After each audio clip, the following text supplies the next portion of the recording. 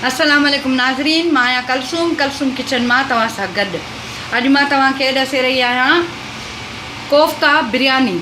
कोफ्ता बिरयानीअ लाइ मूंखे कीमो आहे मुंहिंजो 1 किलो ऐं सावा मिर्च ऐं सावा धाणा। ही जेके कोफ्तनि में विझणा आहिनि सिर्फ़ु पतियूं आहिनि, हिन में डंडियूं न आहिनि ऐं सन्हड़ा बारीक मिर्च कटियल आहिनि।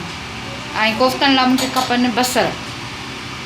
ये ॾिसो बिल्कुलु सन्हड़ा थियल बारीक सफ़ा कुटियल ऐं हिननि मां पाणी बि निकितल आहे, बिल्कुलु सफ़ा ख़ुश्क आहिनि बसर। ऐं हीअ आहे थूम अदरक ऐं दही। ऐं बिरयानीअ लाइ मूंखे खपे टमाटा, बसर, साबित गरम मसालो, ही सावा धाणा, हिन में मां फूदनो ऐं जेका सावा मिर्च कटे विझां थी। ऐं चांवर आहिनि मुंहिंजा 1.5 किलो। अचो त अॻिते तयारी कयूं। हीउ मुंहिंजो कीमो ॾिसो बिल्कुलु बारीक थियल आहे। पर हिकिड़ी ॻाल्हि तव्हांखे ॿुधाईंदी हलां त कोफ्ता जो जेको कीमो हूंदो आहे उन लाइ सुठी चर्बी ज़रूरी आहे, न त कोफ्ता तव्हांजा न ठहंदा, टुटी पवंदा। उन लाइ पोइ तव्हांखे जतन करणा था पवनि। त हाणे हिन में बेसण विझिजे, इन में ख़सख़स विझिजे, इन में अंडो विझिजे। मां कुझु बि न आहियां विझंदी, मुंहिंजो कीमो सुठो हुजणु खपे। ऐं बाक़ी अंडे जी या इन्हनि शयुनि जी ज़रूरत कोन्हे। हीउ 1 चमचो ॾिसो थूम अदरक कुटियल आहे मुंहिंजो उहो। ऐं हीअ आहिनि सावा धाणा ऐं सावा मिर्च सन्हड़ा कटियल। ऐं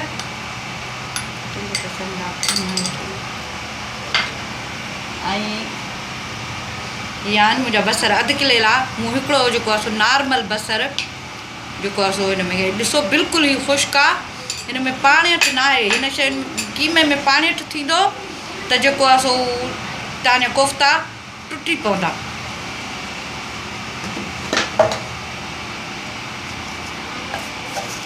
हिन में मां 1 चमचो लूणु विझंदसि।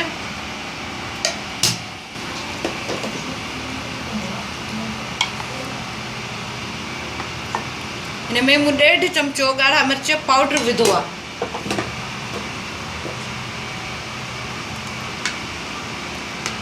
हिकु चमचो गरम मसालो सफ़ा फुल भरियल न आहे।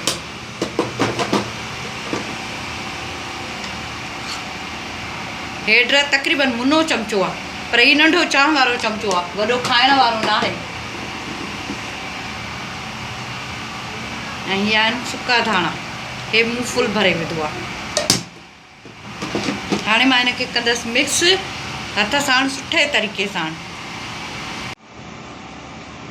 त नाज़रीन हीउ ॾिसो कीमो मुंहिंजो मिक्स थी वियो आहे हर चीज़ हिन में। हाणे मां हे ठाहींदसि हिन जा गोलड़ा।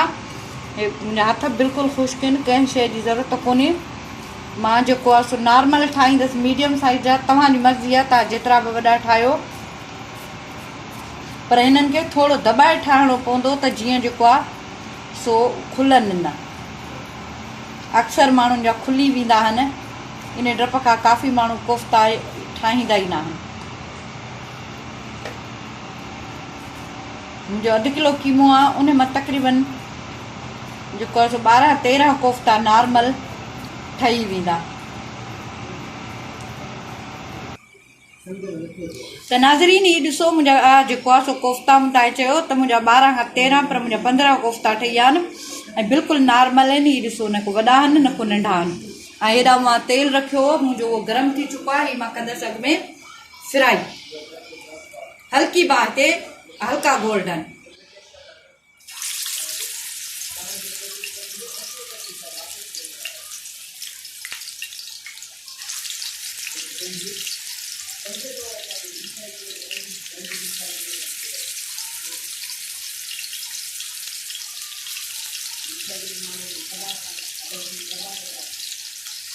तव्हां हिकु करे हिन में विझी सघो था, जेतिरा तव्हांजा पइजनि। फुलिया फुलिया पर हिक ॿिए जे मथां न आहिनि सखणा।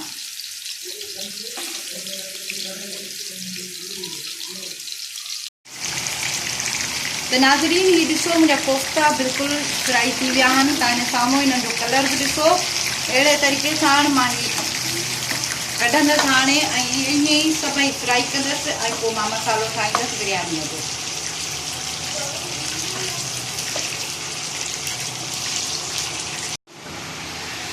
त नाज़रीन हीउ मुंहिंजा आख़िरी कोफ्ता बि बसि आख़िरी मरहले में आहिनि। ऐं हेॾा रखी आहे मूं पंहिंजी कढ़ाई, उन में तेल मूं विधो आहे, उन में मां बसर विझंदसि। मां ठाहींदसि बिरयानीअ जो मसालो। हाणे जेसिताईं मुंहिंजो दाग थींदो तेसिताईं मुंहिंजा पची थींदा।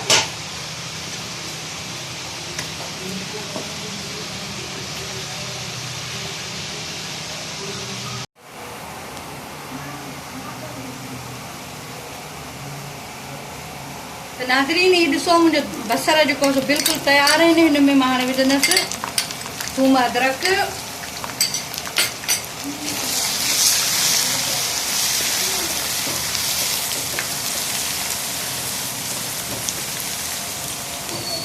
ऐं हाणे विझंदसि मां हिन में टमाटा। ये तक़रीबन 1.5 पा टमाटा आहिनि।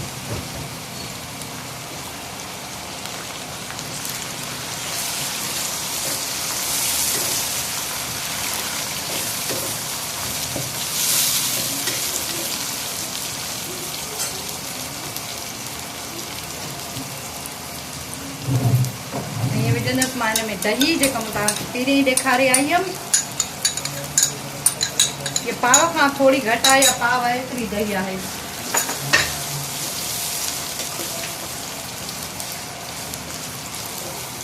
ऐं हीअ आहे मूं वटि बिरयानी मसालो,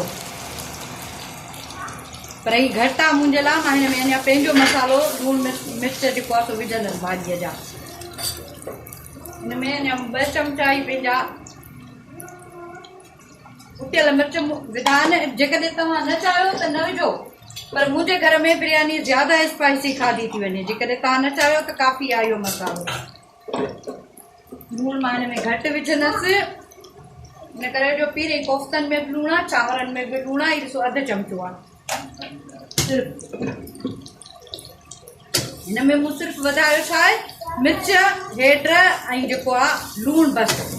बाक़ी हिन में सभु कुझु मौजूदु आहे। हाणे हिन में विझंदसि मां 1 प्याली पाणीअ जी, त जीअं मुंहिंजो मसालो ॻरी वञे।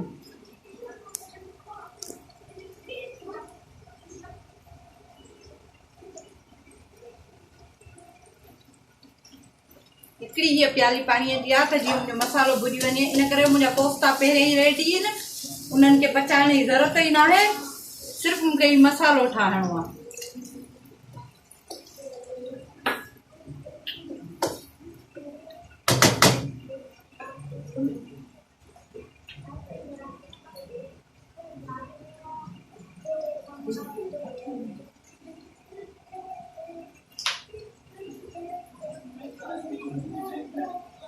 हाणे हिनखे लॻाईंदसि मां ढक, जेसिताईं मुंहिंजो ही मसालो तयारु थिए। एंड में मां हिन में कोफ़्ता विझंदसि, ऐं पाणी मुंहिंजो उबरे त मां हुन में चांवर विझंदसि।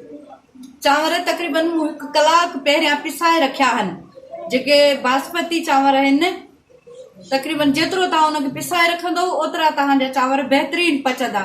जल्दी पिसाए जल्दी पचाईंदव त उहे चांवर सही न पचंदा।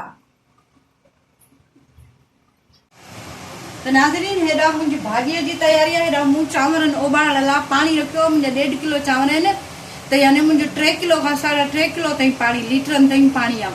छो त पाणी बिरयानीअ जो ॿीहर ताईं हूंदो आहे, पाणी छाणिबो आहे। हाणे मां हिन में विझंदसि लूणु 5 खां 6 चमचा, त जीअं मुंहिंजा चांवर फिका न थियनि।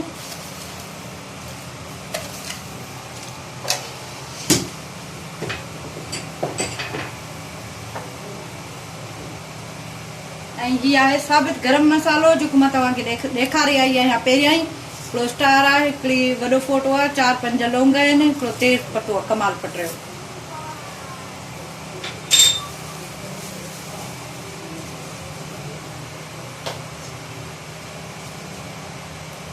ऐं हीअ आहिनि सावा मिर्च 2 खां 3।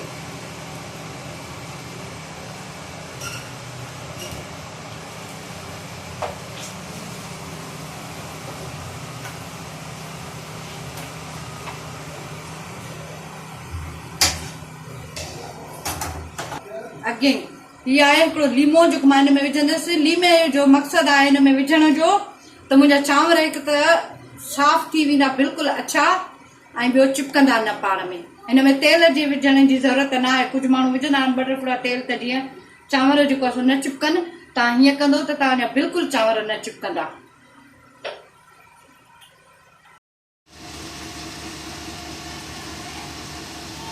त नाज़रीन, इहो मुंहिंजो मसालो बिल्कुलु हाणे तयारु आहे बिरयानीअ जो। मुंहिंजा टमाटा वग़ैरह ही ॾिसो।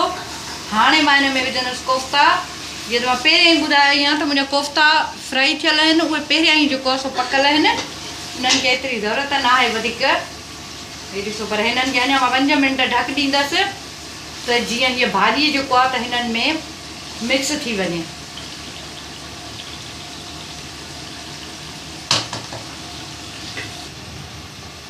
त नाज़रीन, हीउ ॾिसो मुंहिंजो पाणी बिल्कुलु उबरी रहियो आहे, रची रहियो आहे। हाणे मां हिन में चांवर विझंदसि ऐं हीअ चांवर ॾिसो त जेके मूं पिसाए रखिया त उहे केतिरा थी विया आहिनि। हीअ कर्नल बासमती बिरयानी चांवर उन लाइ भला था थियनि। सेला चांवर जेके आहिनि उहा बिरयानी सुठी नथी थिए एॾी।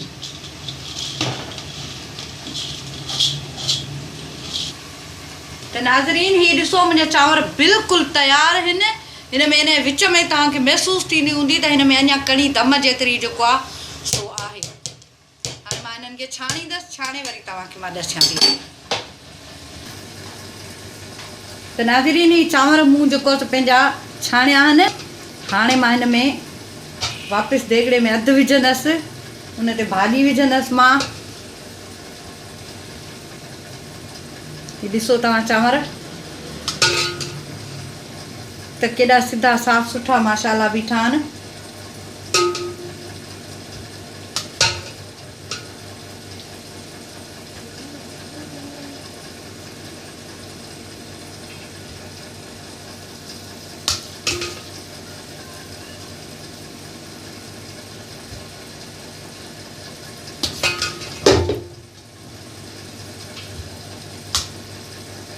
बिस्मिल्लाह।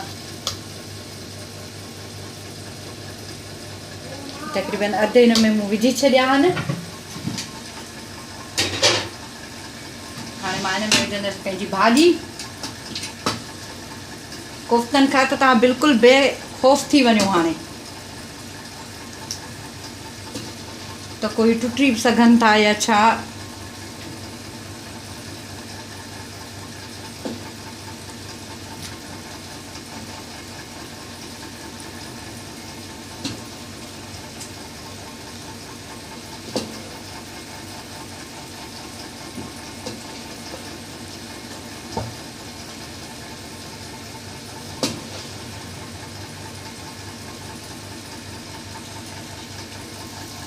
मुंहिंजा हीअ मां विझंदसि हिन जे मथां।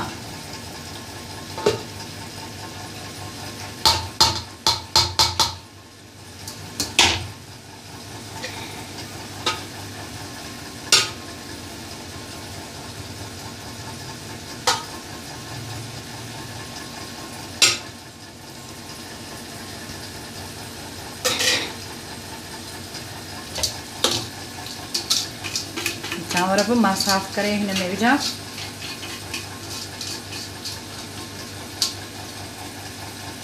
ऐं हाणे हिन में मां विझंदसि जेका ग्रेवी सिर्फ़ु बचाई आहे ऐं तेल जेको मां हिन में मथां विझंदसि त जीअं हिन मसालो सॼे में बिल्कुलु मिक्स थी वञे।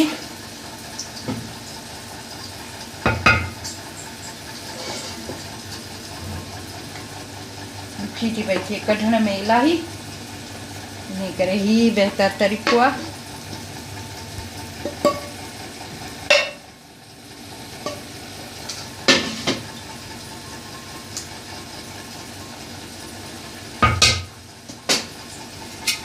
हाणे मां हिन में जे मथां विझंदसि बिल्कुलु सावा धाणा ऐं सावा मिर्च।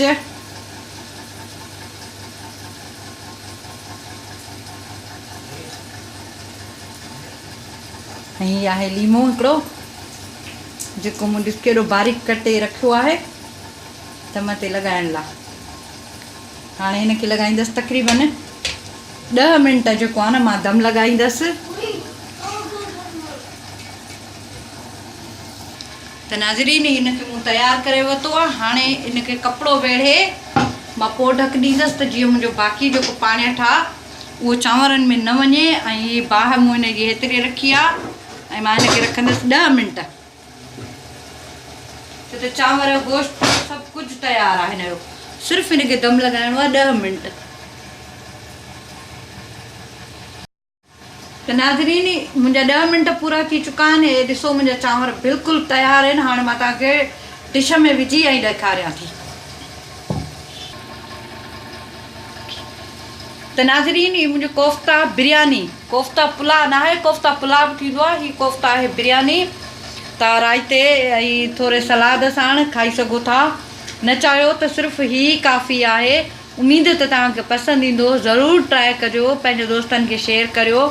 अगरि तव्हां मुंहिंजी पहिरियों दफ़ो वीडियो ॾिसी रहिया आहियो त मूंखे लाइक कयो, सब्सक्राइब कयो, दुआउनि में यादि कंदा।